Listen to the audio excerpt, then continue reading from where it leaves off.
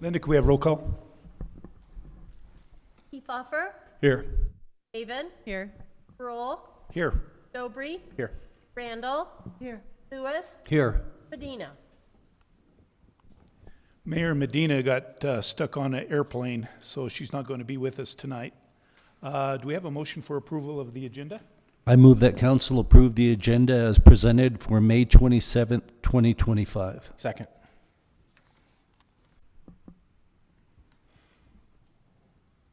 Lewis, Aye. Dobry, Aye. Kiefhoffer, Aye. Randall, Aye. Haven, Aye. Roll. Yes. Item number 2, the consent agenda. The listing under consent agenda is a group of items to be acted on with a single motion and vote. This agenda is designed to expedite the handling of limited routine matters by City Council. Either the public or a council member may request that an item be removed from the consent agenda at the time prior to council's vote. If a citizen or council member wishes to have any specific item removed from the consent agenda for discussion. Item A, approval of the council workshop, special meeting, and agenda minutes for May 13, 2025. B, approval of the expenditure list for May 27, 2025. C, approval of a renewal application for a tavern liquor license from Sierras LLC DBA Patron located at 309 North Broadway, Cortez. D, approval of a renewal application for a hotel and restaurant liquor license from Rosetta Incorporated DBA Tequilas 1740 East Main, Cortez. E, approval of a renewal application for a fermented malt beverage and wine liquor license from Maverick Inc., DBA Maverick, number 497, located at 455 State Street, Cortez. F, approval of a renewal application for a retail marijuana store license for Southwest Sunshine LLC, DBA Doobie Sisters, located at 695 North Broadway, Cortez. I move that council approve the consent agenda. Second. Lewis, Aye. Haven, Aye. Randall, Aye. Kiefhoffer, Aye. Dobry, Aye. Roll. Yes. Public participation. There is no limit to the number of speakers, although public comments will be held to an overall time limit of 30 minutes. I'm going to call the speakers out. When I call your name, you can go up to the counter up here. The light should turn green on you, and you can just begin speaking. Let's start with Susan Chemnitz.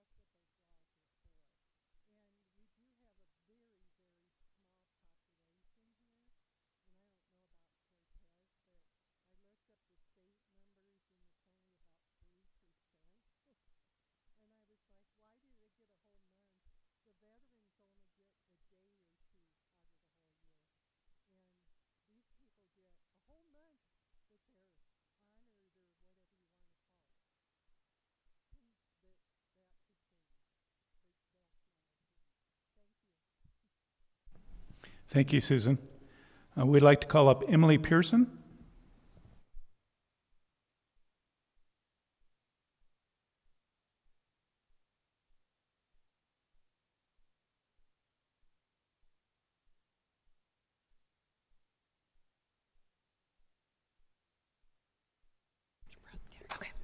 I'm Emily Pearson. I'm the president of the Cortez Water Dragon swim team, and I wanted to come back this year and give a very positive update to our swim season after having a very rough start to our season last year, having missed 30% of our practices last year.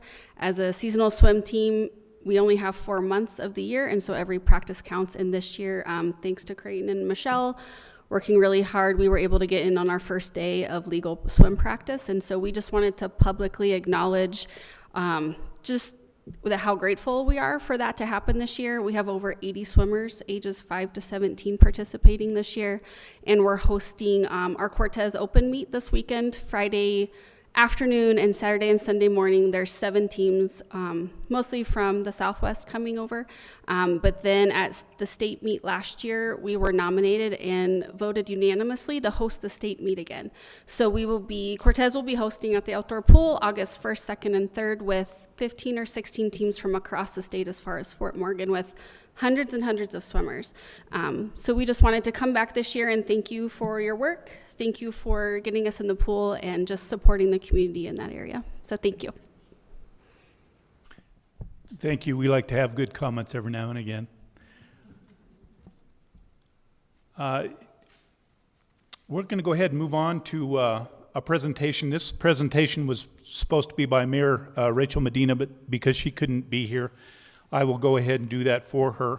It's proclaiming June 2025 as LGBTQ25+ Pride Month in the city of Cortez. And I will read the proclamation that is proposed.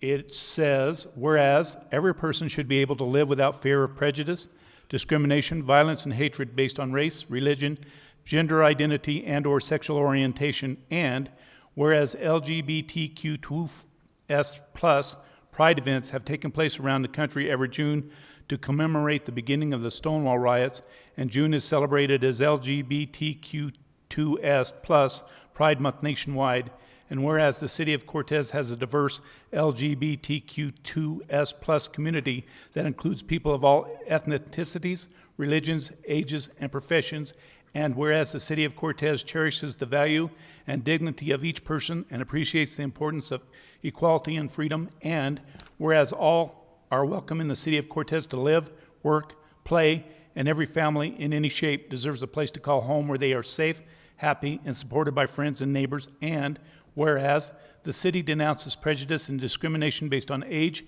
gender identity, gender expression, race, color, religion, marital status, national origin, sexual orientation, or physical attributes as an affront to our fundamental principles, and whereas it is imperative that young people in our community of all sexual orientations, gender identities, and expressions feel valued, safe, empowered, and supported by their peers and community leaders, and whereas despite being marginalized, LGBTQ2S+ people continue to celebrate authenticity, acceptance, and love. Now therefore be it resolved that the City Council of Cortez, on behalf of all residents of the City of Cortez, does hereby proclaim June 2025 as Pride Month in the City of Cortez and urges all residents to respect and honor our diverse community, to celebrate and build a culture of inclusiveness and acceptance. That was by Mayor Rachel B. Medina. I would like to read something that I have prepared. I have concerns about special recognition. Proclamations for specific identity groups risk fostering divisions by singling out certain communities for special recognition. Such proclamations can unintentionally suggest that some entities are more deserving of acknowledgement or protection than others, leading to a slippery slope of identity-based proclamations. I would like to emphasize people should live without fear of prejudice, discrimination, and hatred based on race, religion, gender, identity, or sexual orientation. I believe we should avoid focusing on specific identity groups and instead reaffirm the dignity and rights of all individuals. I will be voting no on the proclamation with my focus on all universal human rights. Anybody else on council have anything? I move that council accept the proclamation establishing June 2025 as It should be two. LGBTQ2S plus Pride Month in the city of Cortez. Second. I would like a little further discussion before we have a vote, if that's all right. Prior to the vote, we're asked for some more discussion. Councilwoman Randall would like to say something. Well, I would have to agree with Mayor Pro Tem that I believe that proclamations and promotions that are specific to certain populations, particularly to sexual orientation, put a focus on division within us and create different categories and actually result in highlighting our differences, I believe, and not our similarities. I believe it's important as human beings we highlight our humanness and not necessarily our differences. We all have common goals as humans. That's freedom, individuality, and liberty. I don't believe the government has any point in proclaiming one greater than the next. On a personal note, I'll say that I'm going to put this out there for the rest of the world, that I have a grandchild that is in the process of transitioning. And this grandchild has a significant other of the same sex, biologically. I treat all my grandkids equally. I believe that's the way it is. And I believe for me to sit at the dinner table or to sit at any other place in a public space and declare one grandchild as greater than another is not right. I believe in humanness, I believe in equality, I believe that's what this country is built on. So for this reason, it's not that I want to disrespect any specific community, but I don't believe we should raise anyone against or above any other. So I'm in agreement with Mayor Pro Tem, and for that reason, I will also be not voting in favor of this proclamation. I think we've had a motion by Councilman Davis and seconded by DeHaven. Lewis, Aye. DeHaven, Aye. Randall, Nay. Dobry, Aye. Kiefhoffer, Aye. Brule. No. It is passed. The proclamation will be presented and written or signed by Mayor Medina.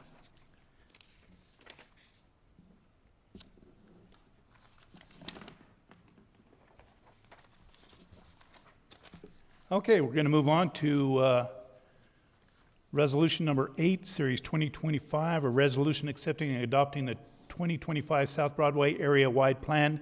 And are we still? Oh, okay. Where are we at here?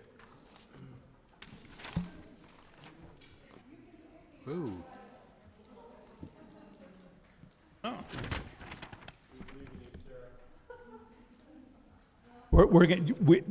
You were just as important as ever. This is my first rodeo, so I'm kind of nervous. Yeah, Please we were told to be easy. Okay, financial statements. Our presenter is Sarah Coffey. She's our payroll sales tax administrator. Good evening, Mayor. Well, she's not here. City Council. I'm here presenting the February and March 2025 financial statements. There's really nothing unusual to report at this time. Our revenues and expenditures are exactly where we expected them to be at the end of the first quarter in 2025. So unless you have questions, I just present them to you.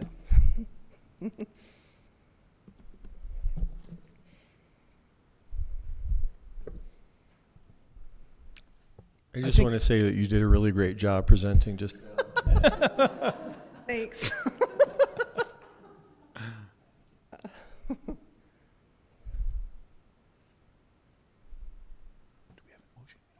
Nope. We thank you very much. Thank you You're so done. much. That was easy. Mayor and Mayor Pro Tem and Council, just while she's sitting down, if I just point out, she's also serving as our interim finance director and doing a stellar job. So thank you very much, Sarah. We really appreciate you. Star for the day. Let's move on to number 5, public hearings. Ordinance number 1336, series 2025, Council will consider approving on second reading ordinance number 1336, Series 2025, an ordinance repealing the City of Cortez zoning map and adopting an updated zoning map to reflect new zoning district names. Presenter is Nancy Dodstell, the contract city planner. Good evening. This is the second reading and public hearing on a fairly simple request here. When the new land use code was approved, it changed the names of 2 of our zoning districts. So to match, we need to change our official zoning map to mirror the same districts that our new land use code has. So the only changes that are being suggested are to change on the map the residential manufactured home district, MH, to mixed residential, or R3, and commercial highway, which is the C district, becomes general commercial. Those are the only changes. No land use districts change, nobody's zoning changes, just those names.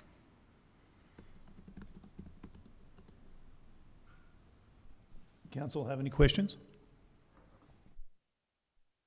Does anyone from the public have anything to offer?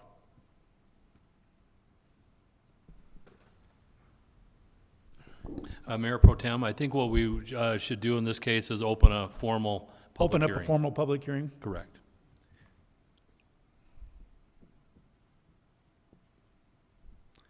Seeing none. Do we have a motion? I move that council approve on second and final reading ordinance number 1336, Series 2025, an ordinance repealing the City of Cortez zoning map and adopting an updated zoning map to reflect new zoning district names. Second. Randall. Dobry. Aye. Haven. Aye. Lewis. Aye. Kiefhoffer. Aye. Rule. Yes. We'll move on to 5B, ordinance number 1337, Series 2025. Council will consider approving on second reading ordinance number 1337, Series 2025, an ordinance amending Cortez City Code Chapter 196H regarding management of private carts at the Conquistador Golf Course. Our presenter is Creighton Wright, Director of Parks and Recreation. Good evening, Mr. Mayor Pro Tem and council members. I'm going to do a little bit of introduction, then I'll get into the meat and potatoes of the presentation and the memo.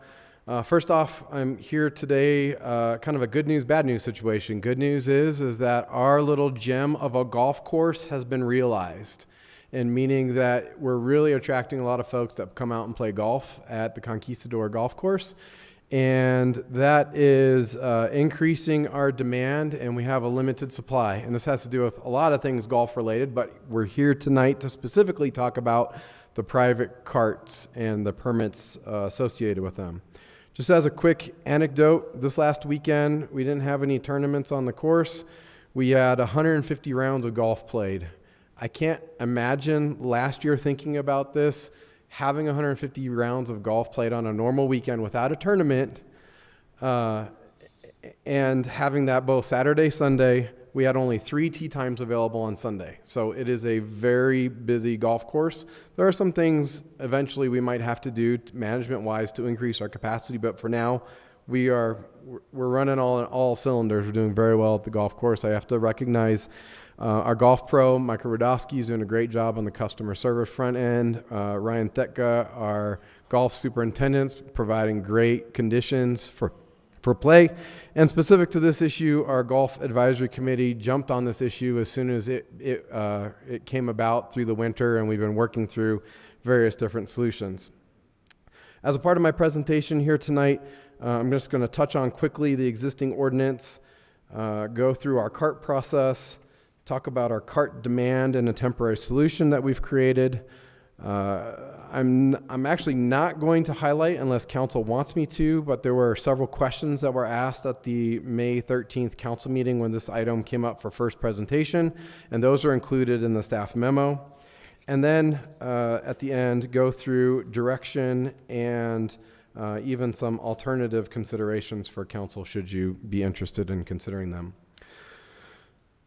So now to get into the actual presentation, we're here tonight to answer two questions as it relates to private carts on the golf course. The first one is, should there be a cap on the total amount of private carts?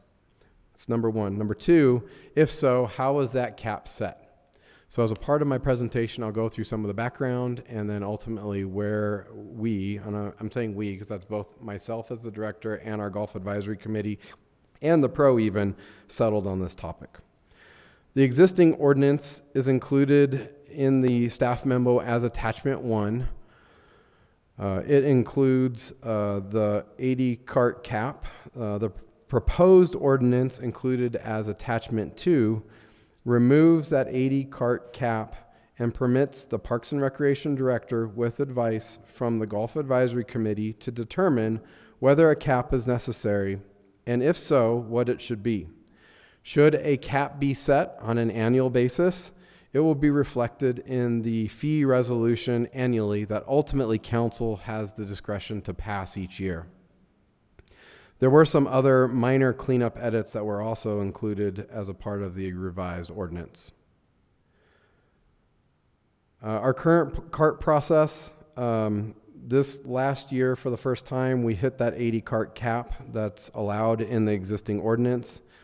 Procedurally, permit holders from previous year have a first right of refusal. When at the maximum, we can expect that no new permits will be issued the following year unless someone chooses not to renew their permit from that past year. So basically, we're at 80. If that same 80 from last year comes forward to next year, we can't permit any other based on that 80 cart cap. Our cart demand and the temporary solution we've come up with so far this spring. We currently have 7 requests for new permits in 2025. We have no permit holders from 2024 that have declined to renew their carts. We can expect, should there not been a cap, that we'd be at 87-ish cart permits for this upcoming year. Through the winter, we had, and as we started coming into the season, we had 3 of those people on a waiting list that expressed frustration that they had planned to buy carts, and ultimately were told that they couldn't, or buy cart permits, but told that they couldn't because of the cap. So what we did early this spring as the season kicked off, we created a temporary solution that allows those people with the new private carts an opportunity to buy a daily fee for $10 per rider in order to use their private carts until a permanent solution could be settled on. The proposed ordinance, as I mentioned, is included in attachment 2.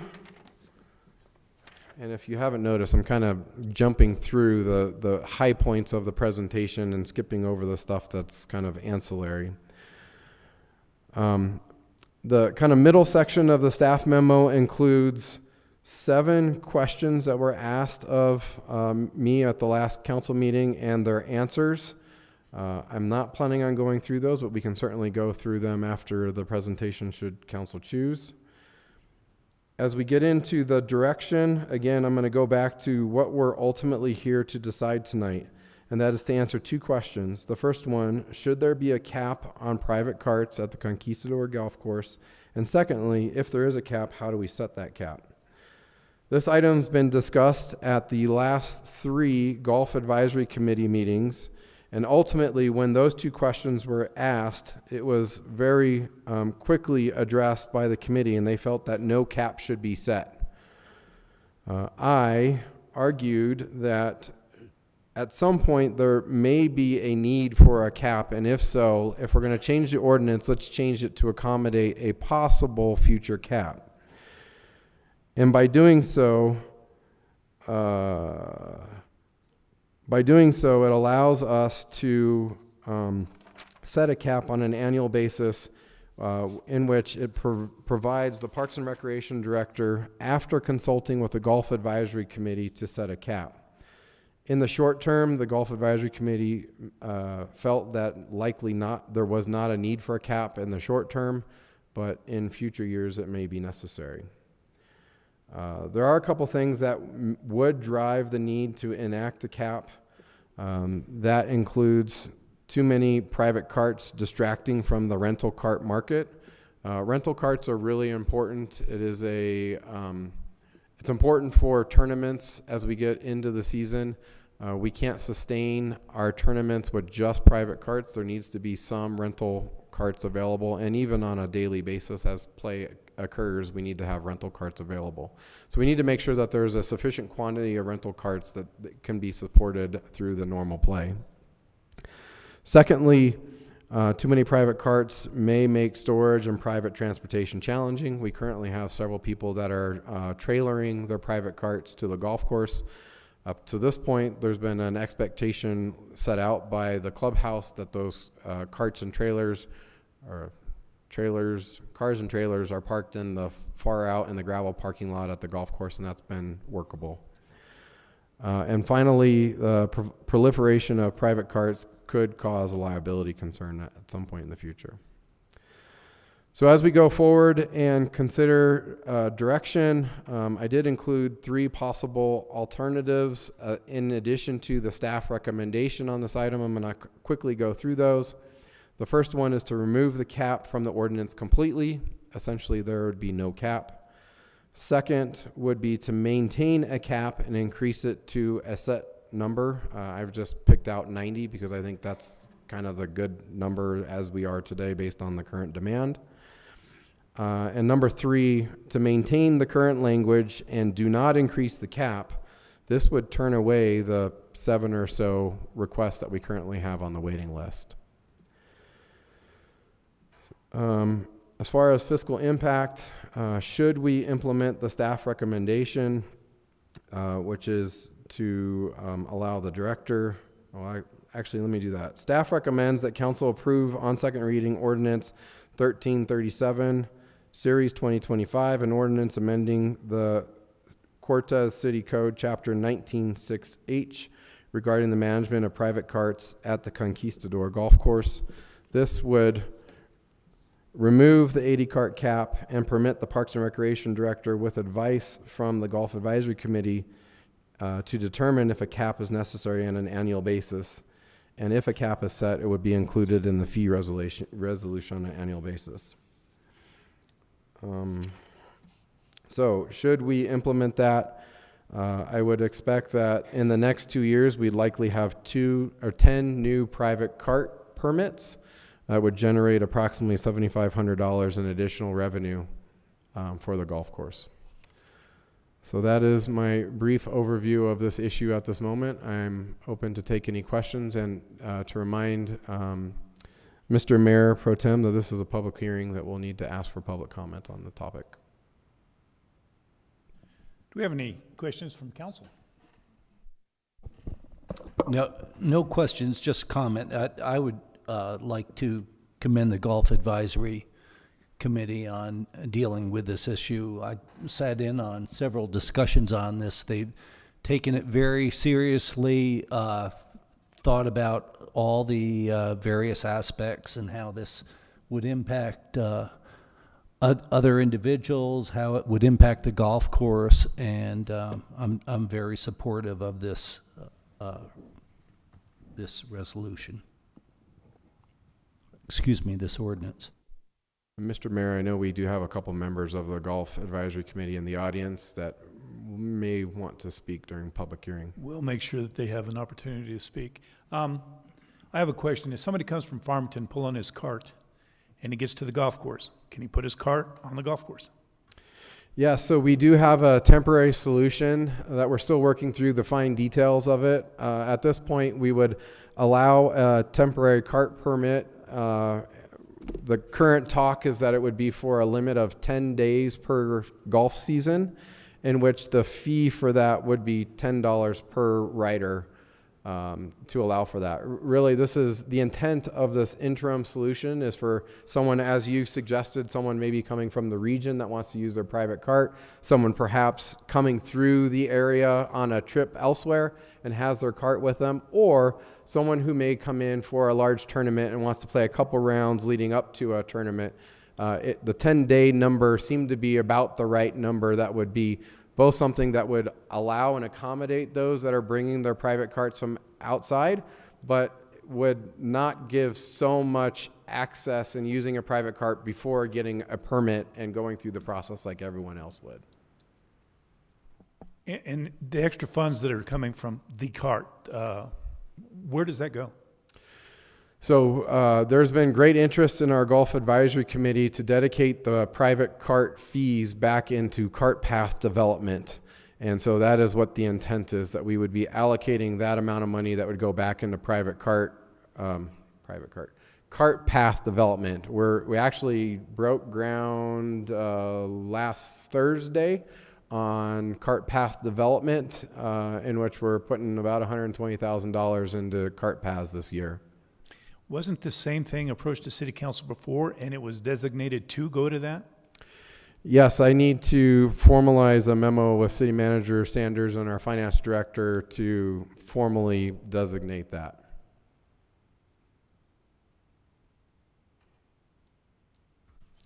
Thank you, Creighton. We'll open this up for a public comment.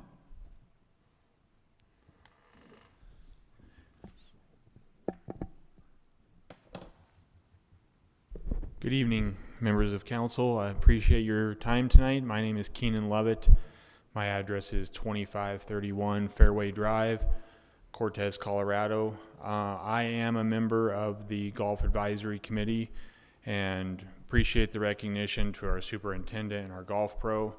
I think that same recognition needs to go to Mr. Creighton Wright and his efforts, not only specific to this issue, but just generally in the golf course and the rec department generally.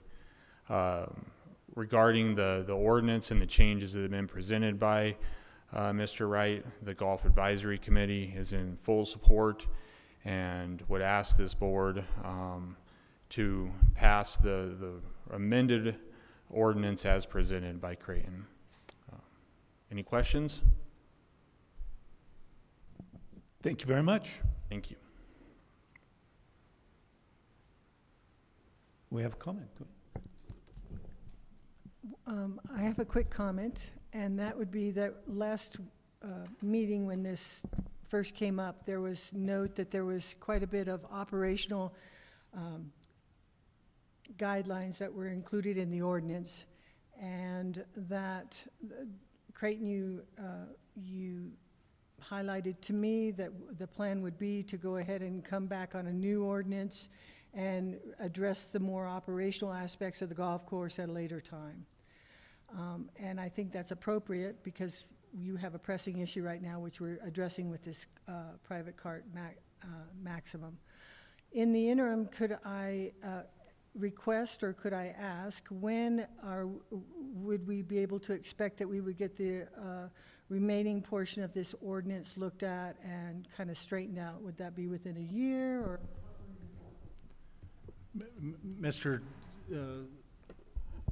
Chair, or Mr. Mayor Pro Tem, I think our expectation was that this code amendment would be included in the overall city code amendments, the comprehensive amendment, that the plan is that we do it here in 2025, obviously later in probably the fall. So would we be looking for the Golf Advisory Board to come up with their recommendations by the end of 2025 then? Or and they're welcome to start sending them to us now. We're collecting all the suggestions and recommendations so that we can attack these code amendments in a comprehensive manner. Thank you, Mr. Coleman. I feel like that was, an accurate depiction of what the discussion was, Mr. Coleman. So I would appreciate that. I'm just going to kind of reiterate what I did last time, and I just don't see how this should be an ordinance in the first place. So I would like to see it not be. I'd like to see it live separately, and ultimately I believe we just saw a report that the golf course made money last year. I could be mistaken about that. And eventually I believe that the golf course should be an enterprise much like the rec center. And that's my opinion, but I think that let's go ahead and deal with this ordinance now and deal with it tonight. But moving forward, that's my opinion on the matter.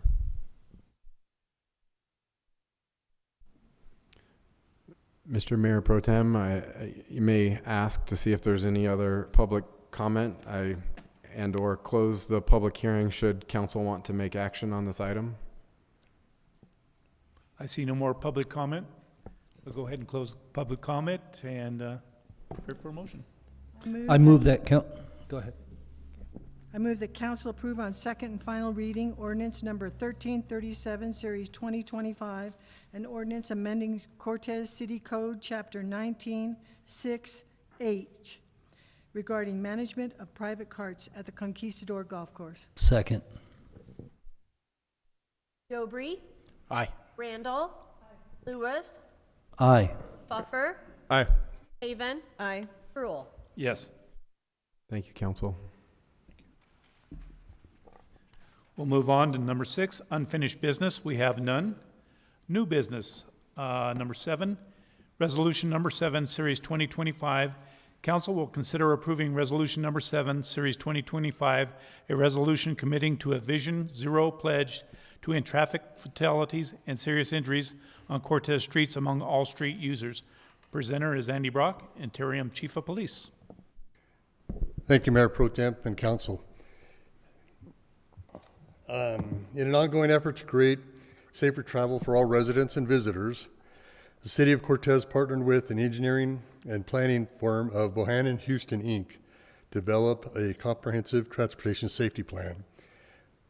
Claire Haley was the planner working for Bohannon Houston, Inc., and she will be doing a presentation right now, I believe. Ready to go. What was her name again? Claire Haley. Claire, can you hear us?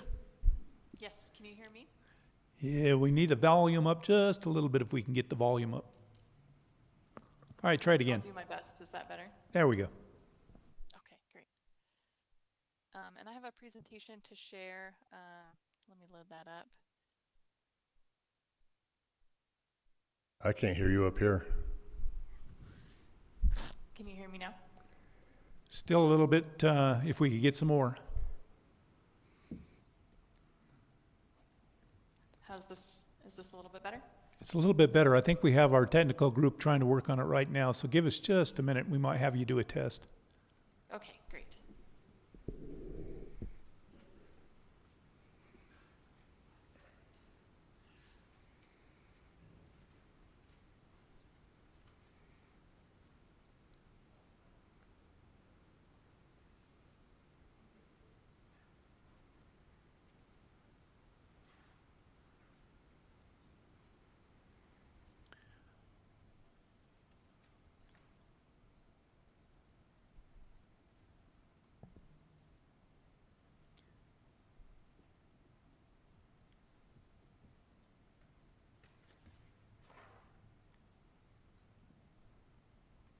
Still think we're having some technical difficulties. Do you want to try it again? Yeah, can you all hear me a little bit better? That is much better.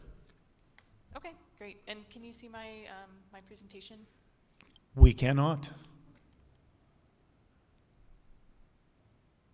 We're getting closer, I believe. Thanks. Okay, Claire, we have you and we have your presentation. Okay, great. Well, thank you so much for having us and for the option to join virtually. My name is Claire Haley. I'm a planner with Bohannon Houston. I'm also here with my coworker Derek Webb, also with BHI. There he is. We've been working with the City of Cortez and the Cortez Police Department on developing a safety action plan for Cortez. So I'm going to present on the safety action plan today and also talk about the Vision Zero resolution that is on the agenda today. So we presented at a council workshop back in the fall. You might remember some of this information, but I just wanted to kind of give a refresher and also update on where we're at now that the plan has been completed. So I'm going to give an overview of the safety action plan, talk about the public engagement that we did for the plan, go over some of the priority projects that were developed, and then also at the end talk about that Vision Zero commitment. So before I get too into it, I want to touch a little bit on the Safe Streets and Roads for All program, which was the funding source for the Safety Action Plan. So this is a federal program that provides funding for not only planning for safety, but also implementation of safety projects. So once this plan is complete and adopted and the Vision Zero resolution is adopted, then Cortez will be eligible for federal funding for the safety projects that are listed in the plan. And it can also help elevate standing with other funding sources as well, especially to have that Vision Zero resolution.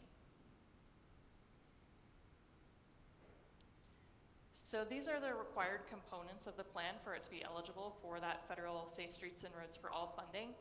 The three that are bolded and underlined are the ones that are addressed in the resolution tonight. So that first one is restriction and goal setting, which is an official public commitment by city council to then goal of zero fatalities and serious injuries on the streets.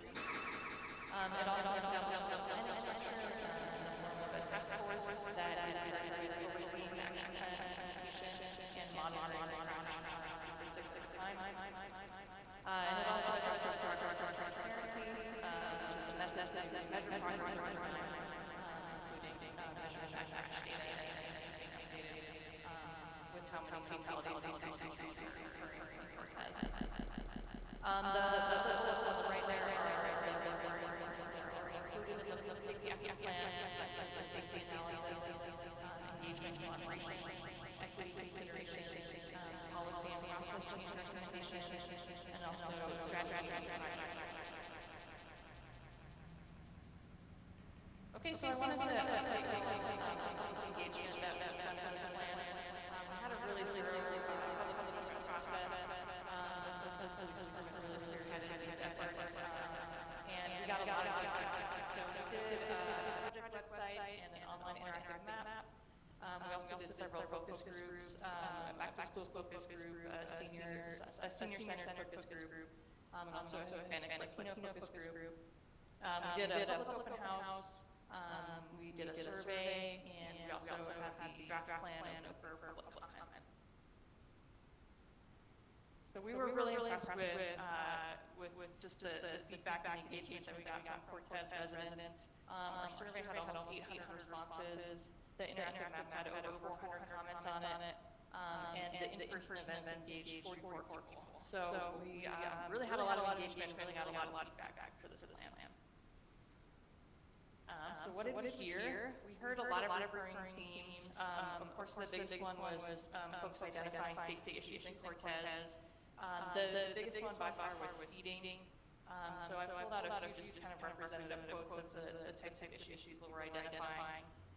Things like folks failing to pay attention to speed limit signs, not enough lighting, crosswalks being in poor condition, not enough sidewalks and bike lanes, and again, like I mentioned, speeding was the biggest issue that was mentioned.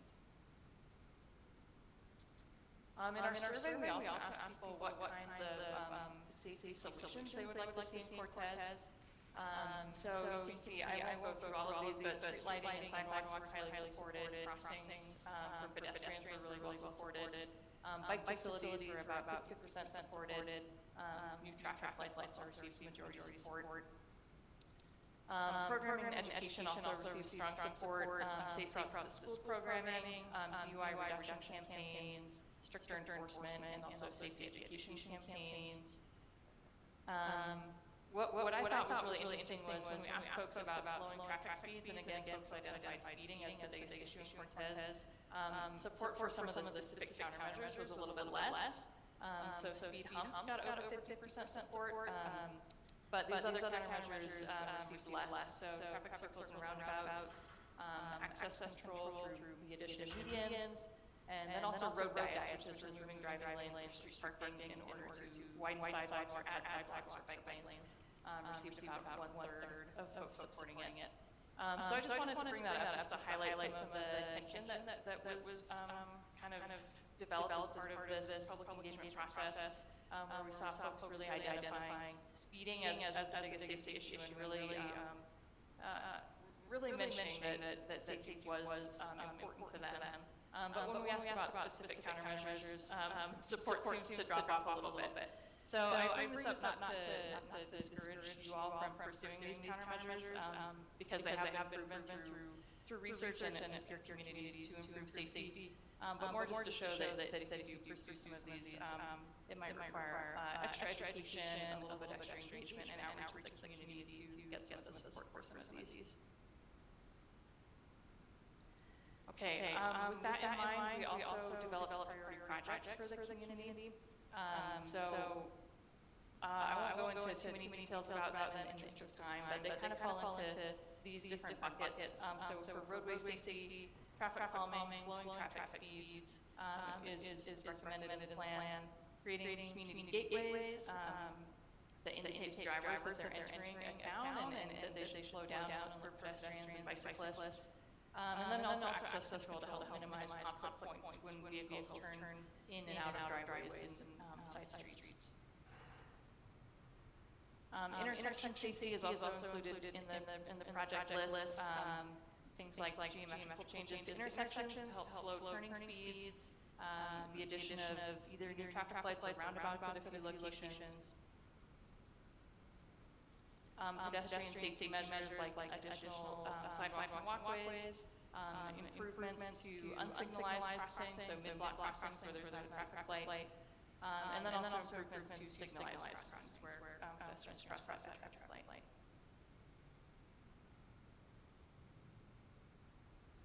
For bicycle safety, the plan recommends additional bike lanes, some new trails, and also changes to parking configuration to improve bicyclist safety.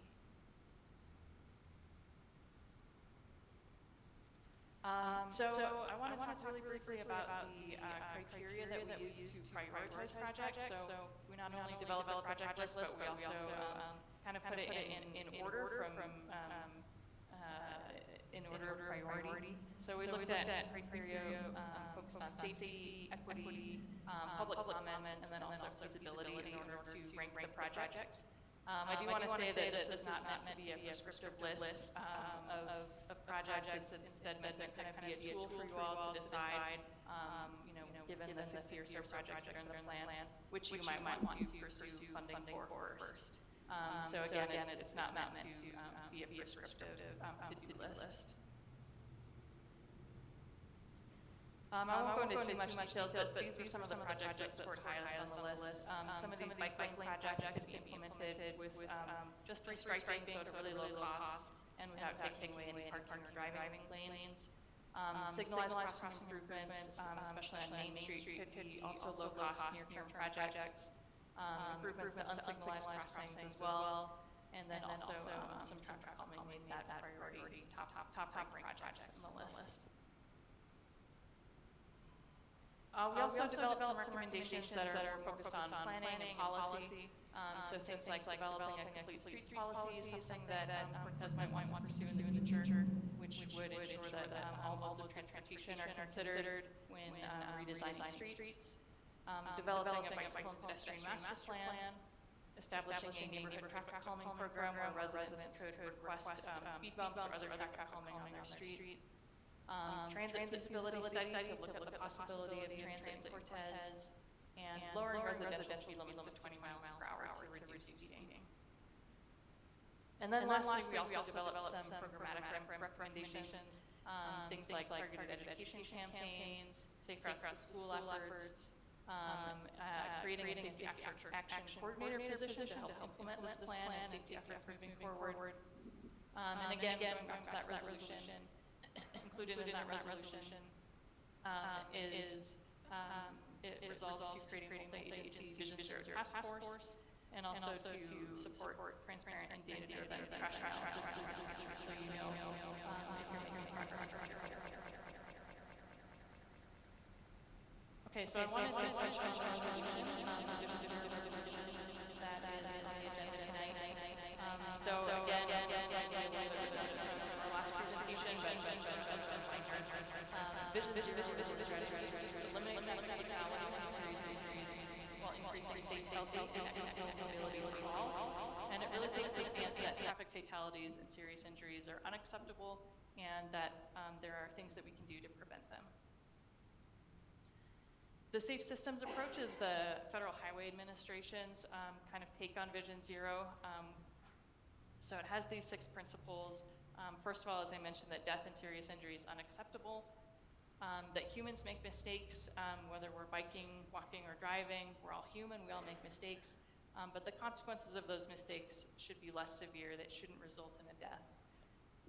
Third, that humans are vulnerable and our bodies cannot withstand crashes at high speeds, and so slowing down those speeds is critical for safety.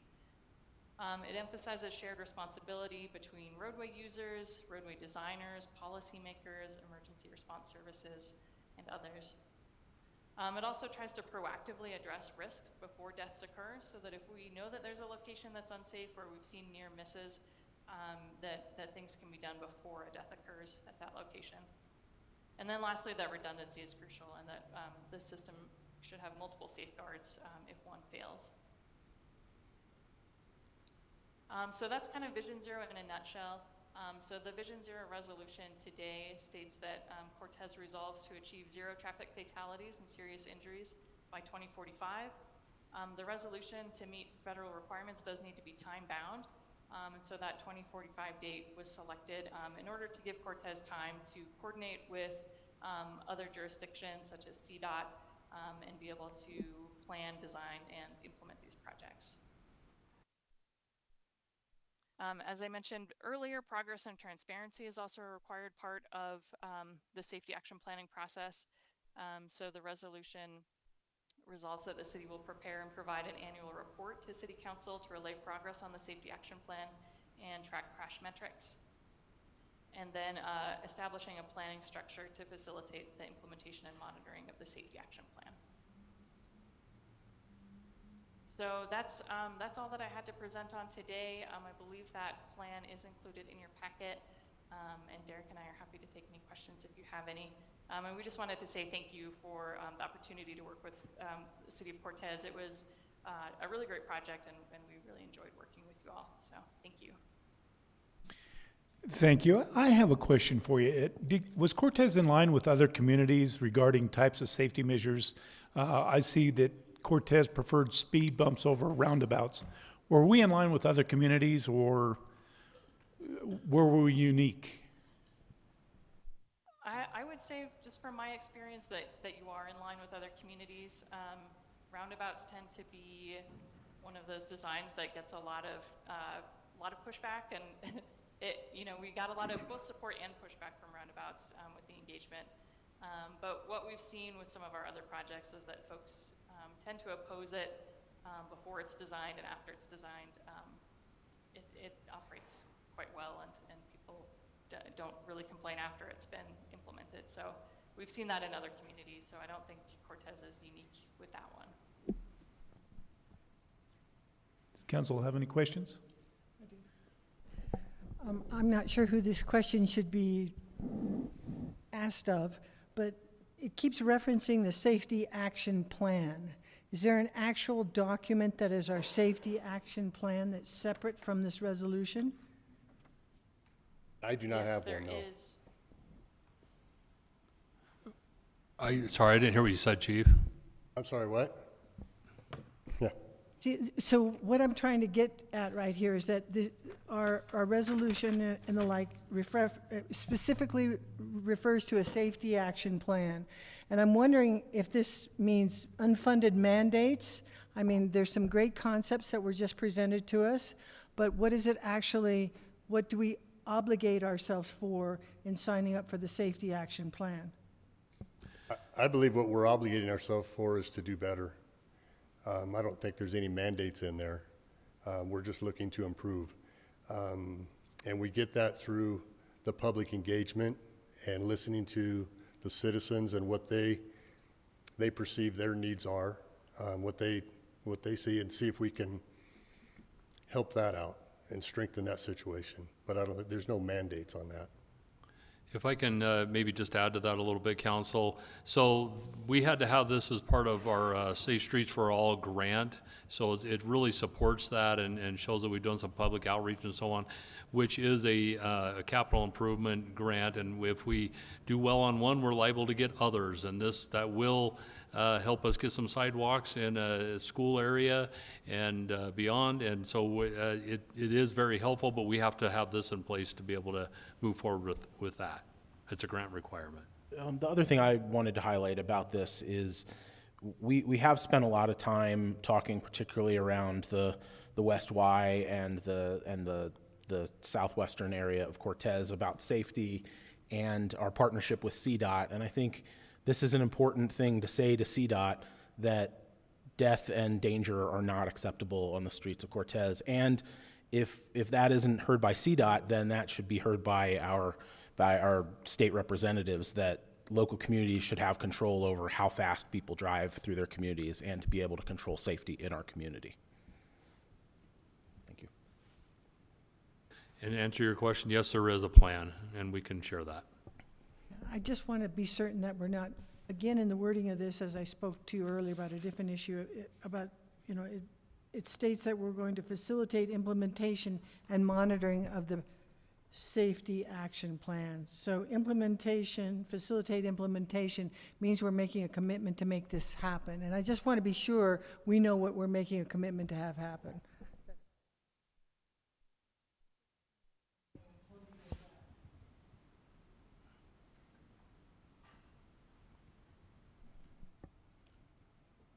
If we have no more questions, do we have a motion? I move that council approve resolution number 7, series 2025, a resolution committing to a Vision Zero pledge to end traffic fatalities and serious injuries on Cortez's streets among all street users. Second. It's been moved and seconded. DeHaven, Aye. Jobry, Aye. Kiefhoffer, Aye.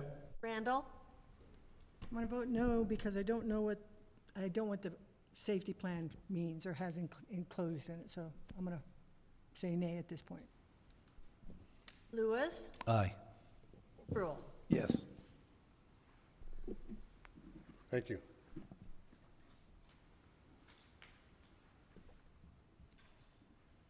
We'll move on to 7B, Resolution Number 8, Series 2025. Council will consider approving Resolution Number 8, Series 2025, a resolution accepting and adopting the 2025 South Broadway area-wide plan and revitalization strategies, presented by City Manager. Yes, good evening, Council. I'm having technical difficulties. Give me one moment here.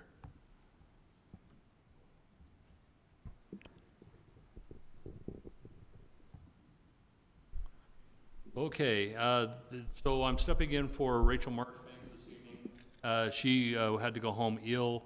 So what I'm talking about here is the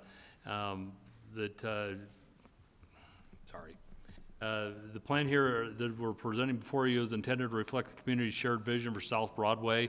This was presented in the workshop earlier tonight, and it was meant to pave the way for sustainable and community-driven development.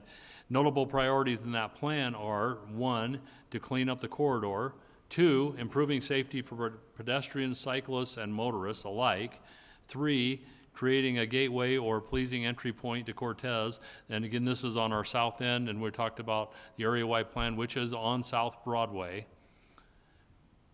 Excuse me. And then 7, creating or encouraging the creation of family-friendly things to do; and 8, creating or encouraging the creation of public gathering spaces.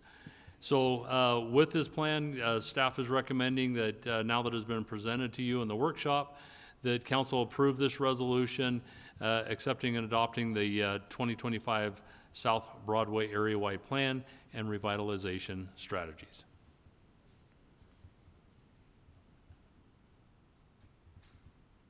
Does council have any questions? So it's really a vigorous document. This is really well put together, a lot of research in it, a lot of data, and some phenomenal, great ideas. Some of the ideas included the purchase, the right-of-ways and access into the trailer courts and the subdivisions for this, which would be the cities. Others would be incentives for redevelopment, which would be grants and low-income, low-interest note loans and other financial incentives. The next one is for developing parks and streetscapes and enhancements and traffic modifications, some of which may be out of our control. So there's a lot of great ideas included in this, and a lot to be said for it.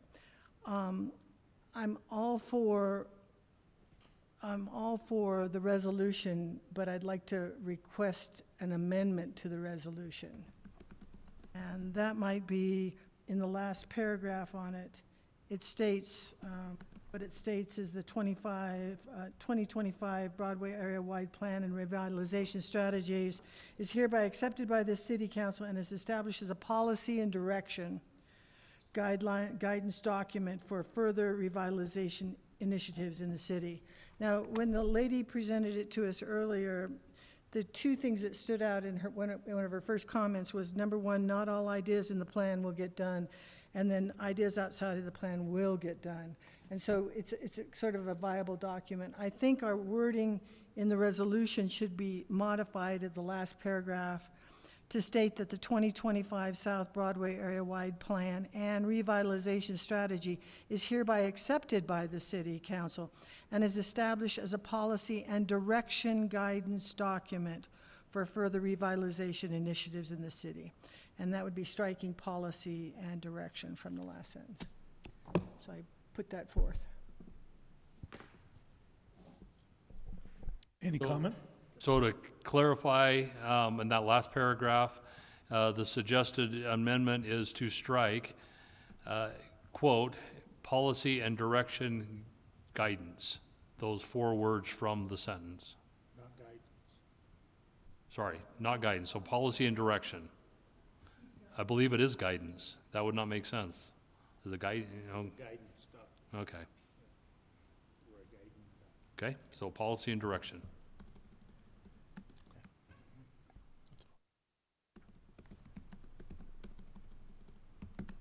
So I think we need that in the form of a motion. I would officially make that motion then. I'll second that motion. Kiefhoffer. Aye. DeHaven. Aye. Dobry. Aye. Randall. Lewis. Aye. Rule. Yes. Okay, we'll move on to 7C, Ordinance 1338, Series 2025. Council will consider approving on first reading ordinance number 1338, Series 2025, an ordinance approving 7 West First Street for historic designation and to include this property on the City Register of Historic Resources and set for second reading and a public hearing on June 10th, 2025. And the presenter is Nancy Dosdell, our contract city planner. Or not. Sorry, I am Helen West, the Community and Economic Development Specialist. I was originally going to be in Wyoming with my husband, but I am not there, so I am presenting this tonight as originally planned and then changed again. I do want to say that before I go to the historic preservation, the area-wide plan and the market analysis are already online. As Councilmember Randall said, the area-wide plan is a big document, 130 pages of ideas. So from here on out, we evaluate those ideas and move forward or not. And if anyone wants to read that, it is on our Community Economic Development webpage. Go to the very top row, it says Planning and Zoning. Click under that, and there is city planning projects, which includes the South Broadway area-wide plan. So you can go read a whole 130 pages of it for your own. All right. So today is just the first reading and a motion, or I guess it's a motion to set the second reading and public hearing for an application to designate 7 West First Street, which is part of the property in GIS known as 1 West First Street, but it's just the building at 7 West First Street for historic designation at the local level and adding that building to the City Register of Historic Resources. So there's no public comment tonight, it's just a first reading. I move that council approve on first reading ordinance number 1338, an ordinance approving 7 West First Street for historic designation and include the property on the City Register of Historic Resources, and set for second reading and a public hearing on June 10th, 2025. Second. It's been moved and seconded. Kiefhoffer. Aye. Bree. Aye. Lewis. Aye. Haven. Aye. Randall. Aye. Rule. Yes. Thank you, council.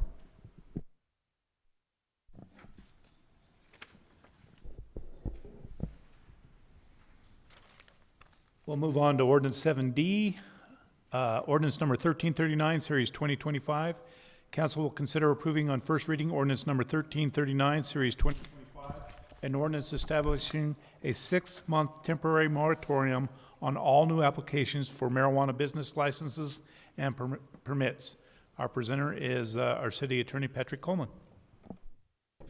Thank you, council. If you'll recall, a few months ago, there was some discussion about whether or not some sort of limitation on new businesses, new marijuana businesses, was necessary or appropriate. And I wasn't sure if that was direction to come forward with this, but upon further discussion with some council members, I'm bringing this to your consideration. This is an ordinance on first reading, and essentially it imposes a moratorium for 6 months to allow council, and through whatever process you may deem appropriate, through staff and or public outreach, to determine if additional limitations are necessary to limit the number of new businesses. If you'll recall, when the marijuana regulations were initially established, the city placed a 1,500 feet limit on distances between certain schools and also between other marijuana businesses. And I think the discussion at the time was that there would probably be about 4 businesses. That has increased to the current number of 7, and apparently there is some interest out there on possibly somebody wanting to do an 8th. I'm not sure, and I don't believe staff is sure exactly where that business would be placed in order to comply with all the distance requirements, but there's nothing other than the distance requirements that would prohibit a new business from coming in. And so the idea would be that during this moratorium period, council and staff and the public could discuss whether additional restrictions are needed and in what form they may take. The most obvious one would be a cap on businesses, so that there would be a maximum of 7. I don't think that there's any interest or perhaps even legal authority to force somebody that's already in business out of business. So the idea being that no new businesses could come in with a cap until one of the existing businesses went out of business. So I put this forward to you with the idea that obviously if you pass it on first reading, the merits of the ordinance would need to be discussed in a public hearing on second reading, which is anticipated for June 10th at the council meeting. So with that, I'll leave it for questions or any other comments you may have. Patrick, I do have a question. You mentioned a possibility of an 8th marijuana store. Is that the only one that we've heard of?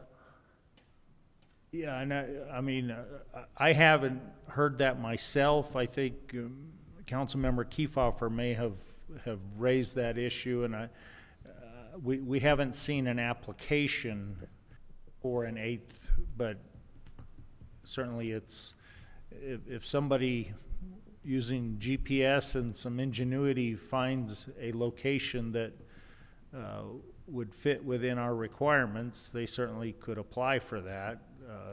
But I'm not aware of any specific application pending or under consideration, but if Councilmember Kiefhofer has any thoughts on that issue, I certainly.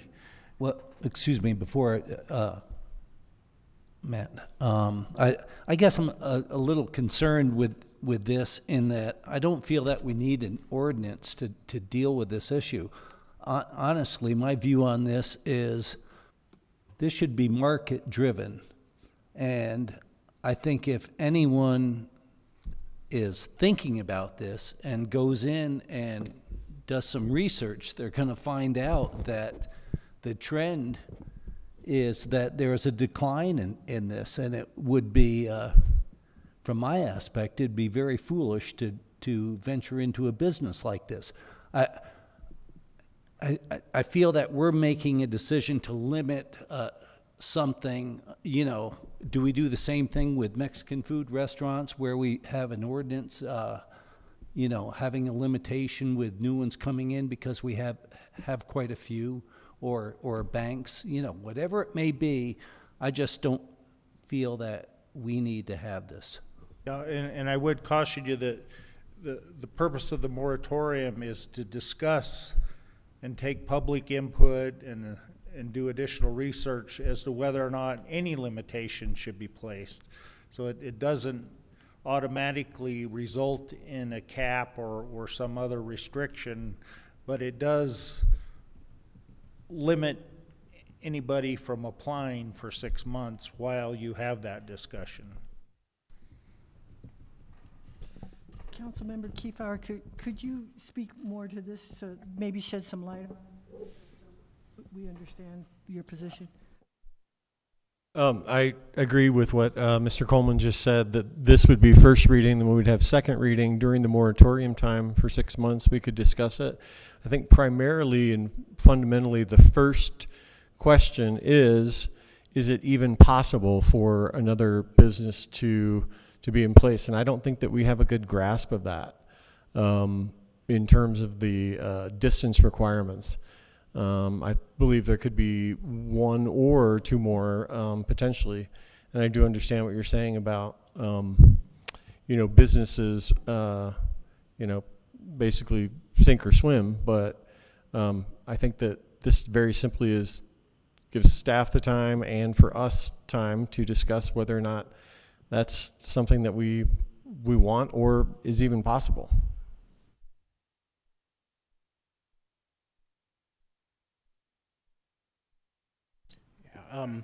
I share some of the same concerns that Councilor Lewis had about basically picking winners and losers in a market. But I do think it would be worthwhile for us to reevaluate some of our code, particularly I think perhaps around distance, perhaps around signage, if we wanted to exclude it from other zoning districts, things like that. I think it's been a long time since Cortez has evaluated that, and we wouldn't just be looking at the existing businesses. Really what we would be doing is looking at what we want for our community. Do we want along Main Street, do we want marijuana shops? Do we want to control that in some other way? I don't think that a moratorium is the only thing to discuss, I guess is what I would say. So I think I certainly would support on first reading having basically reopening the discussion and be able to have this discussion. I think you make a really good point, Councilmember Dobry, and I tend to be in agreement with Councilmember Lewis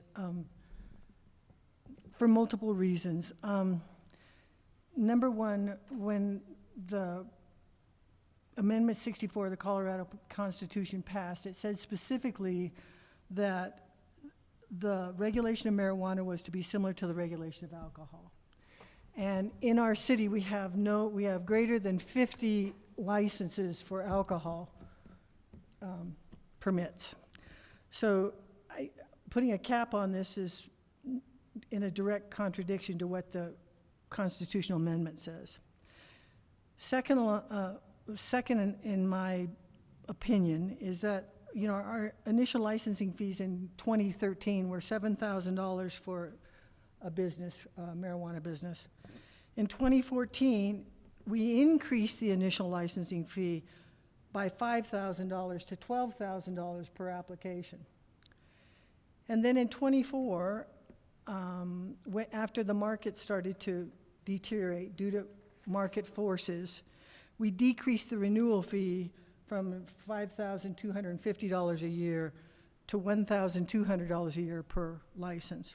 So that's a decrease of $4,050 per year. But we kept the transfer of ownership license fee remained unchanged at $2,850. So what that means is that that license that's existing, or those 7 that are out there, we created an artificial value for those, right? Currently, we've got 7. I think if we're looking at this on some sort of a social or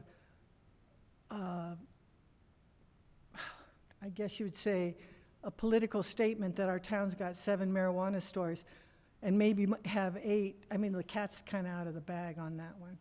I would agree with you, Rob, that it's not a bad idea to go back and look at our regulations and see if we can't tighten them up.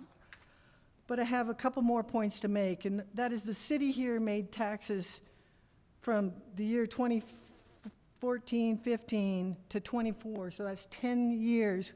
We made over $5,946,000 in income into the city from those businesses, for whatever that's worth. Now, that's decreased over the last few years because of market issues. And the market issues have to do with predominantly the legalization in Arizona in 2021 of recreational marijuana, and then the legalization in New Mexico in 2022. So we lost, or those businesses lost, a great deal of income, which put a financial strain on them. And I just feel that it's, A, not a public safety issue at this point in time, and it's not a provision of services on our, which is what our job is as a government, city government. I believe it's a direct conflict with our constitutional amendment because of the similarity in regulation of alcohol and marijuana. And we don't limit permits in any other subsection, like Councilmember Lewis was speaking, including alcohol.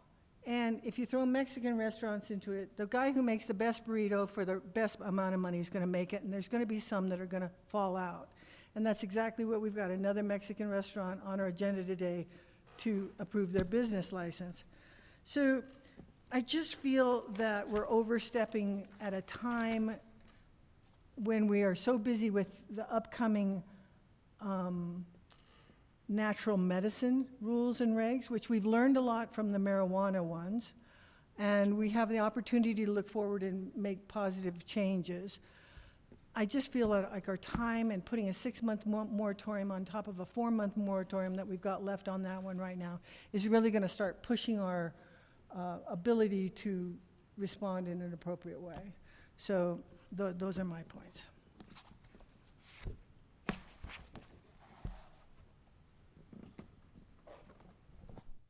Council have any more comments? We have a motion?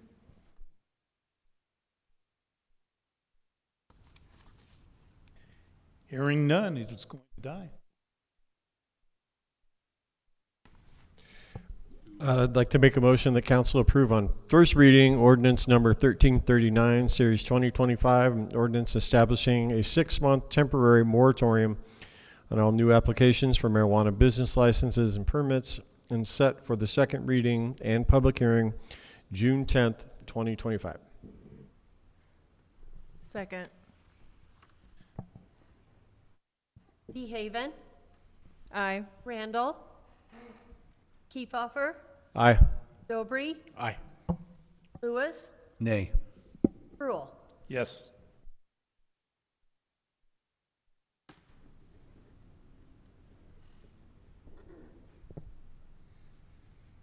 I believe that passed, didn't it? Didn't we have 4-3 or 4-2? That passed. which means we're just going to discuss it more. That's all that is. It's not a second reading. It means there's more discussion to be had. So we'll move on to 7E, ordinance number 1340, series 2025.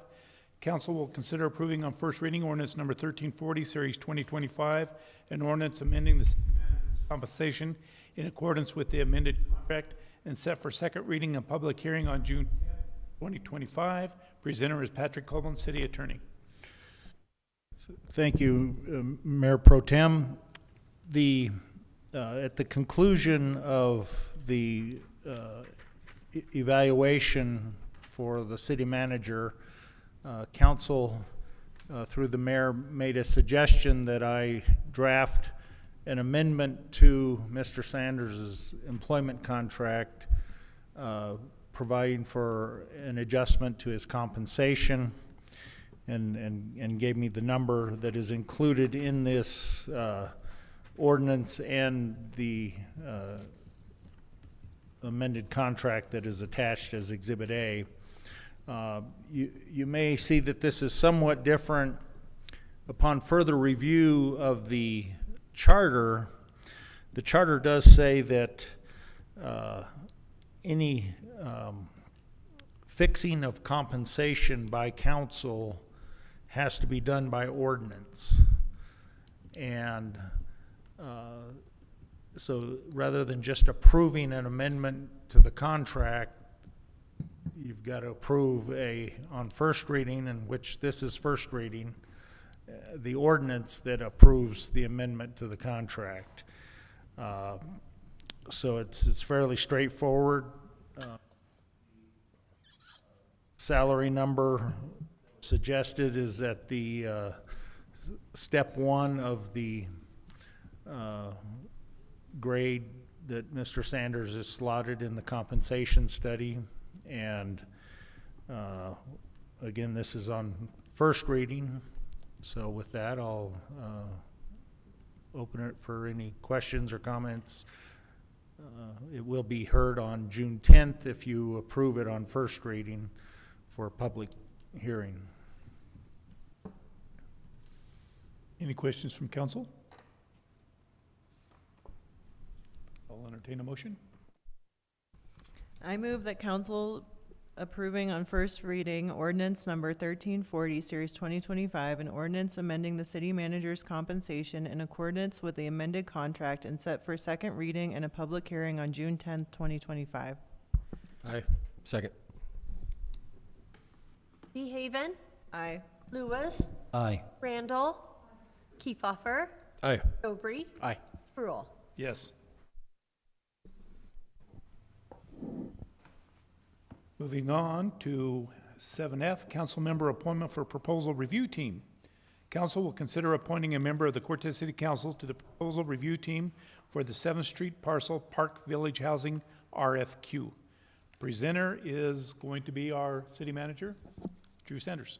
Yeah, thank you, council. Just quickly, Mayor Pro Tem Spruill just set the stage for this. This has been talked about a lot. This is about the proposed housing project at the 7th Street site where the old high school was. We are merely seeking a city council member to sit on the selection panel for the RFQs that will come in for possible development of that site, or at least part of that site, the housing portion. Proposals are due by June 7th, and we are proposing to meet with the review team on June 11th from 1 to 5 p.m. here in this building. And we're suggesting and requesting an available city council member to sit on that board. I'd be willing to serve on that. We have us a volunteer. Anybody else? Thank you. Bill Lewis will be, I nominate Bill Lewis. Okay, we just need a quick motion, and I think we're good. I move that council appoint Councilmember Bill Lewis to the City of Cortez Park Village Housing RFQ proposal review team. Second. Dobry, Aye. Lewis, Aye. Haven, Aye. Randall, Aye. Kiefhoffer, Aye. Rule. yes. Thank you, council.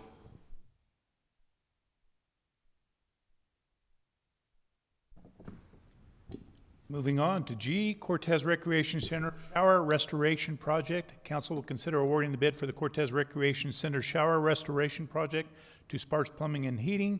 It is going to be presented by Casey Simpson, our General Services Director. Good evening, Council. The showers at the Recreation Center need to be upgraded due to vandalism and age-related leakage and malfunction. The current hardware is obsolete and is expensive and hard to replace. We conducted and compiled bid documents, and on April 2nd, we reviewed them. 2 bids were received and opened. The project was advertised on BidNet. 225 bidders looked at the bid documents. Bid opening was on April 24th with the following 2 bids received. One from Sparks Plumbing and Heating, Inc., and one from Montezuma Valley Plumbing, LLC. You may notice there's 2 different line items. One was for the shower hardware and associated tile and removal, and then the second item was the recirculation line, and then the totals below that.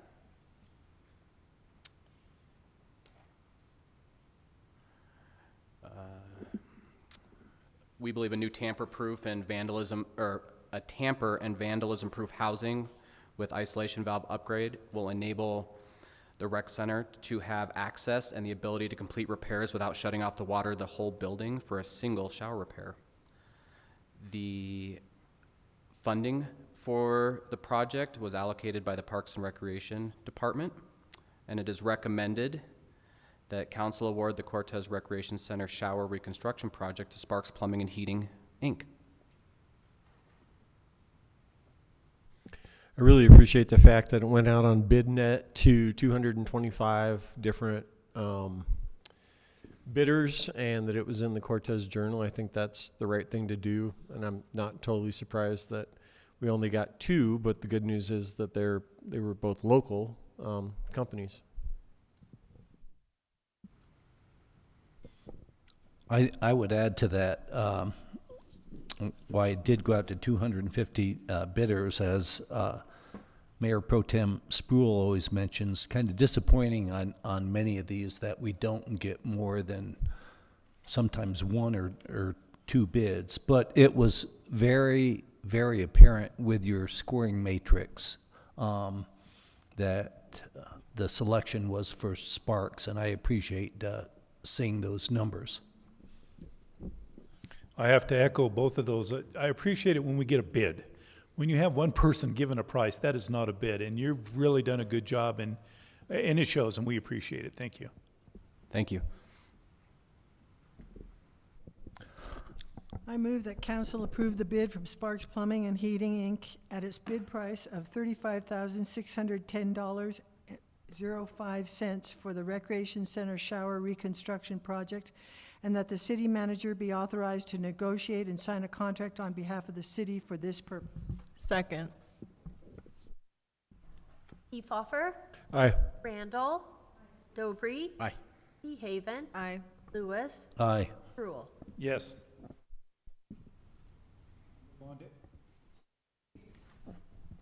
Possible award of contract for 2025 chip sale project.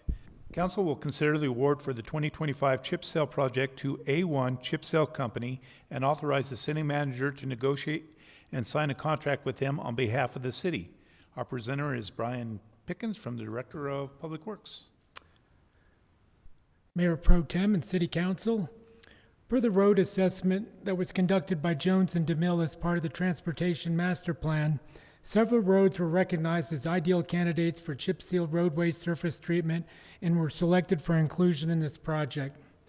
We also advertised on BidNet with 678 contacts in the Cortez Journal. Bids were opened on May 14th, and we received only 1 bid from A1 Chip Seal Company for $197,498.70. A1 Chip Seal is a reputable company that does chip seal throughout the state. The projects this year will be West 7th Street from South Broadway to Hartman Road, North Ash Street from Main Street to Empire Street, Roger Smith Avenue from Montezuma Ave to Empire Street, and Jackson Street from Mildred Road to Edith Street. Staff recommends that council accept and approve the bid for the 2025 chip seal project presented by A1 Chip Seal Company at the bid amount of $197,498.70, which is roughly 17% less than the engineer's estimate and within our budget. Subject to any questions? Brian, have we dealt with this company before? We have not, but they work throughout the state. Okay. Have you checked any references with other municipalities that have used them? I have not. Okay.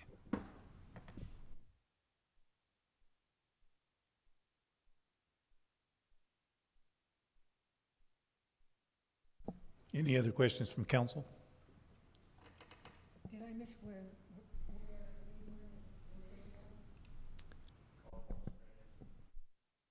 Colorado Springs.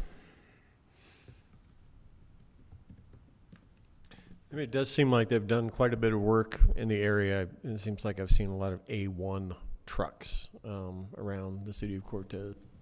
Yeah, they just haven't done work for the city, but they've done work throughout the state. Yep.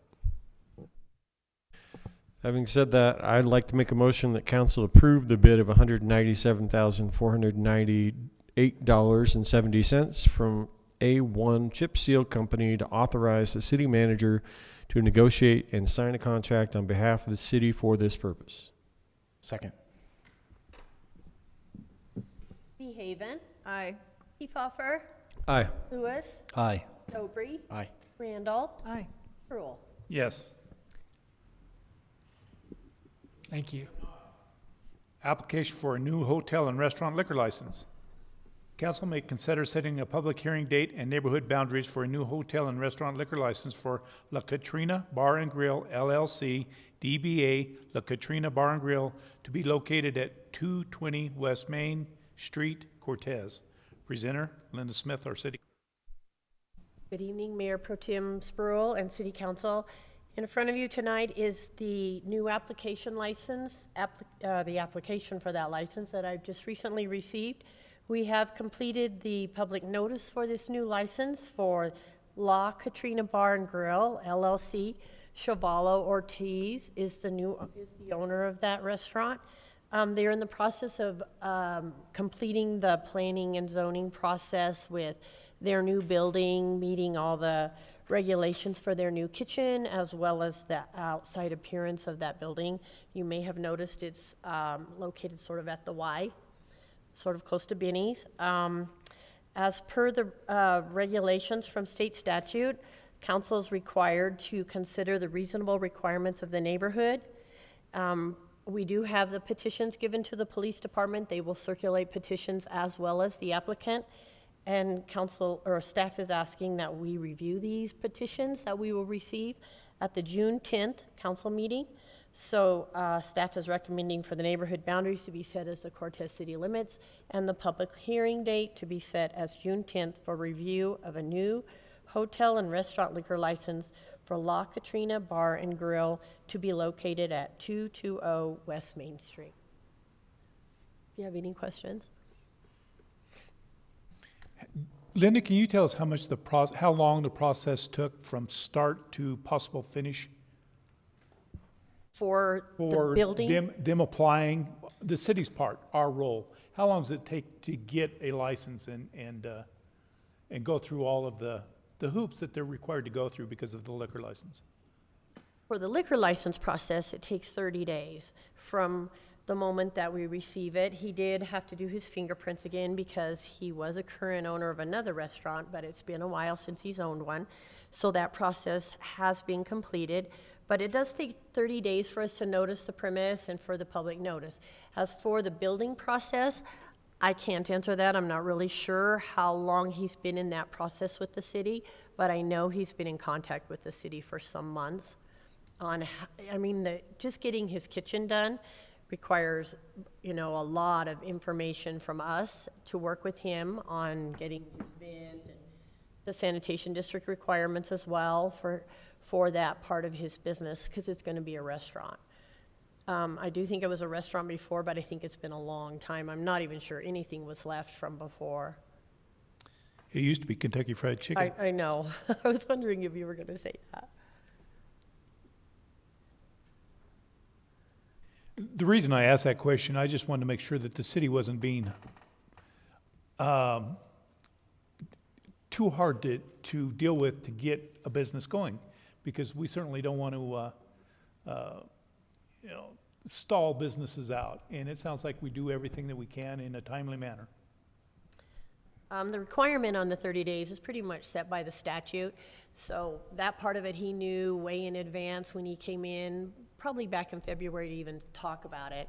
And as you can see, the outside of the building, he's doing a lot of work to it, so he's not even close to ready to open. I'm not even sure after June 10th how far out he'll be. I would say in maybe another couple weeks before he even opens.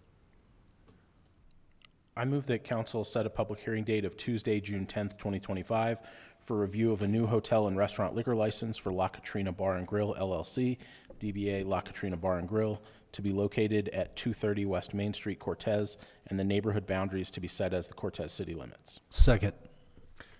I will say one thing, that the red text, the motion text, says 230 and the address says 220 above. So Oh, thank you.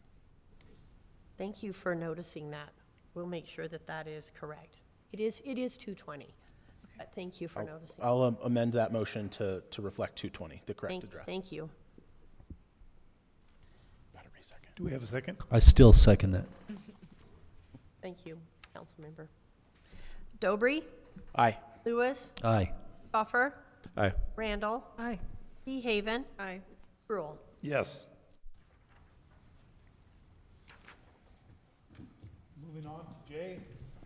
Moving on to J, appointment to the Board of Adjustment and Appeals.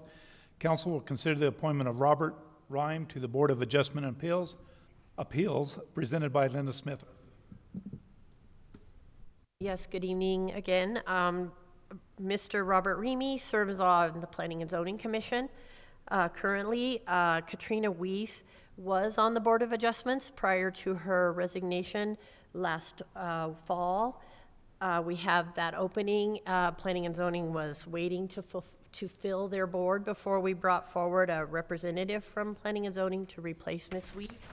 And Robert Remy was approved at the last Planning and Zoning meeting to replace Katrina on this board if council so sees to do so.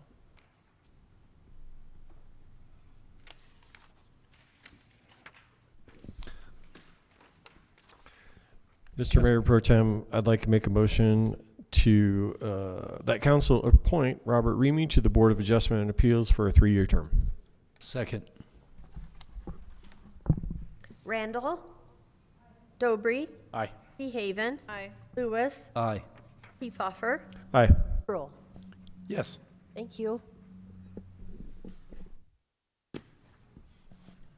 Moving on to 7K, request for council discussion regarding possible structural reorganization of city departments. Request for council discussion regarding possible reorganization of the Public Works and General Services departments. Presenter is going to be Drew Sanders, our city manager. Yes, good evening, Mayor and Council, or Mayor Pro Tem and Council. I'm waiting for my presentation to come up on the screens here. I've got it plugged in, so I'm not sure what the...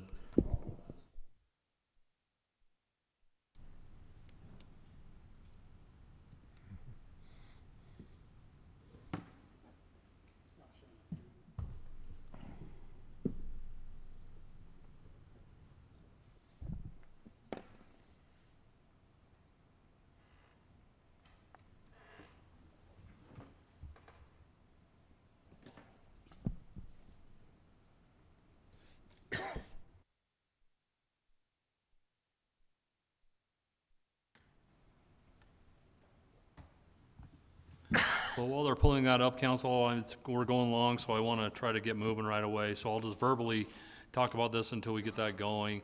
So, as you know, the General Services and Public Works departments are 2 of the 12 departments we have in the city. And as you may know, and they're like, it just came out great.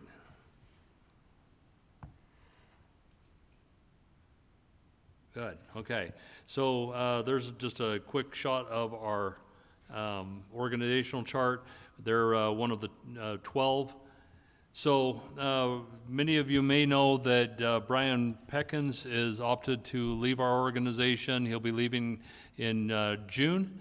And but with that coming, normally we would just recruit another Public Works director, but I think it's a good time for us to stop and reevaluate the structure of these two departments. Now understand, as I go through this is preliminary only. There have been no decisions made, no actions taken in that direction. We're just merely exploring possibilities, and I'm coming to you for guidance. So, in the city charter, it is silent regarding whether or not these two departments can be combined or modified. There were two charter amendments in the 1990s, and both of them are silent as well. As far as we can tell, the relevant charter clauses involving general services date back to the original charter and have not been modified since. So here's the relevant factors. Most departments that are charter departments, and I'll use Public Works as an example of that, the charter comes out and explicitly says a department of, in this case, Public Works, is hereby created, and the head thereof shall be the Director of Public Works. And then it usually continues on with their duties, responsibilities, etc. This is not the case with General Services in the charter. General Services, it starts out with the title of Department of General Services, but then it omits any language about establishing a director and what those duties and responsibilities would be. Instead, it merely states, and I quote, "A division of purchases may be created by the council and the head thereof, the purchasing agent for all departments and other agencies of the city." So and it goes on and says, "The powers and duties of the purchasing agent shall be as provided, shall be as provided by the council." This never occurred, ever. And so we're left with, do we have a department? Do we have a division? And under the charter, technically, we have a division. So I'm suggesting to council that we look at this maybe a different way than we have ever in the past, and perhaps look at combining these two departments. Now, it's not my intent to create chaos or disrupt anything we've got going, but I do have a responsibility to find cost savings and streamline our departments and services as much as possible. So, here's some considerations for you. The current General Services Department could be dissolved and a General Services Division created as a division of Public Works. We could rebrand the department then as the Department of Public Works and General Services, and then we would just name a single Public Works Director to be in charge of that, and then appoint perhaps deputies underneath that person to help with day-to-day operations. So with that being the case, and I'm trying to move through this a little bit quicker than normal, but I think you have the gist, and I would ask for any questions the council has. I don't have a question, just a comment. I applaud you for looking at possibly changing this structure and making it more effective and efficient, so thank you.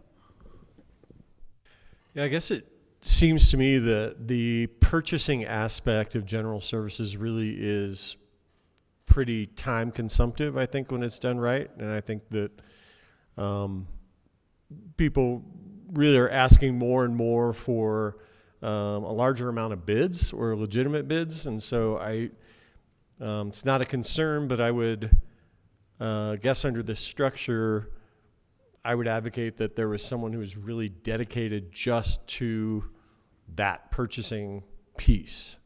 It just seems like it takes a lot of time to do it right, and it feels like more and more folks on council are asking for that to be done right. So if there's any combination of things, I want to make sure that that aspect is taken care of. Thank you, Councilmember. I completely agree, and we would be looking at that as part of this. This is not an overnight change, by the way. It's very deliberate. I would agree both with Councilmember Lewis and with Councilmember Kefauver. I do applaud looking outside the box as we have it right now. I'd be very interested in seeing, proposed organizational chart with proposed job descriptions as they would change. I think that would be imperative. Also, under that new division, however it would look, as far as how many directors or managers and how the delegation of duties would come out. I think that would be imperative. So I think it's a great concept, but let's see what you come up with. Okay? What I would like to see is the pros and the cons. What's good about it, and if any, what's bad about it. Pretty simple. So council is asking for more information. Yeah, I agree with Councilmember Randall. I'd like to see more information about how you envision the structure and what the duties are and how those would get divvied up so it wouldn't be overwhelming for a potential one position. Okay?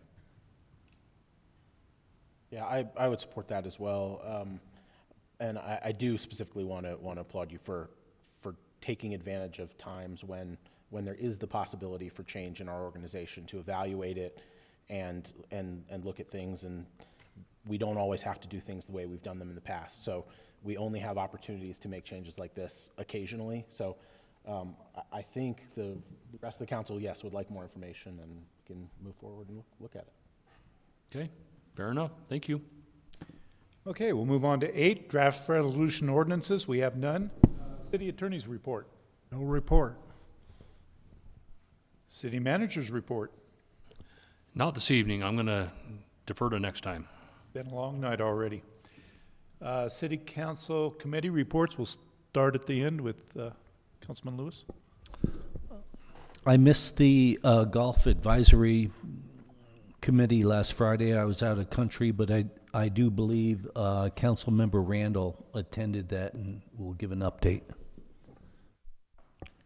The last Mesa Verde Country Board meeting, there wouldn't have been a quorum, so we instead had a vote and approved financials and minutes by email.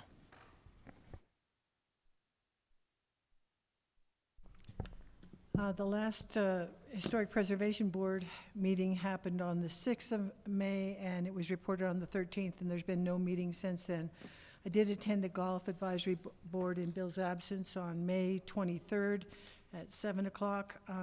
Of note is the fact that our course is going to be hosting the Colorado PGA Junior Series, which is a 2-day tour, which is a 2-day event, which is the first time that we've had them into the area. And that's a big deal in the golf world because they're predominantly a Denver-based organization, so they're going to be coming in. Overall, last year to date versus this year to date, golf had more than 900 rounds greater than previously, which is pretty phenomenal. With the increase in revenue, that's significant. Junior Golf Clinic is happening in June for 4 days, and that's when we get all the little ones out there, and I think the ages start at 7 and go on up from there. Cart path resurfacing is happening on hole 3 as we speak and is in the process and is due to, I think, move on to hole 11 after that. And overall, there's improving conditions on the course with the grass, with the increased temps that's allowing that. That's it. We had a special meeting for the library board last Wednesday. It was our first meeting with all the new board members and with our new librarian. It was really productive. We went through the handbook, elected officials, and just kind of did introductions to everybody. Some highlights: the library has a new youth librarian, and the Friends of the Library group has some great momentum right now. For the last few years I've been on council, there's been 1 member, and now we're up to 18. So this is a huge improvement, and I just wanted to do a shout out for some events that Beth has partnered with KSJD to do some movies in the library of Montezuma Park in conjunction with the First Fridays. So the first movie is June 6th, and it will be The Wild Robot at 8 p.m.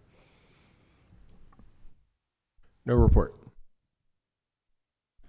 We'll move on to the mayor's report on the workshop. We had a South Broadway area-wide plan and market analysis presented by Rhonda Bell, principal planner at Stantec, and Helen West with the City of Cortez. Very informative. It was very educational.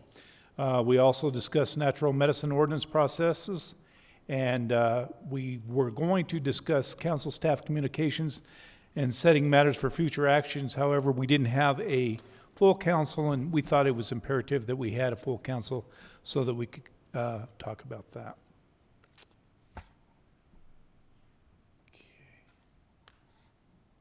Do we have any other board requests, reports? Nothing else? Okay. Any other items of business? We'll open this time for public participation. There is no limit to the number of speakers and overall time limit. Does anybody in the audience want to make us? We're all, it looks like we're all employees, so I assume that's a no. I'll make I'll entertain a adjournment motion. I move that we adjourn this meeting. Second. Aye. Aye. Aye. Aye. Yes.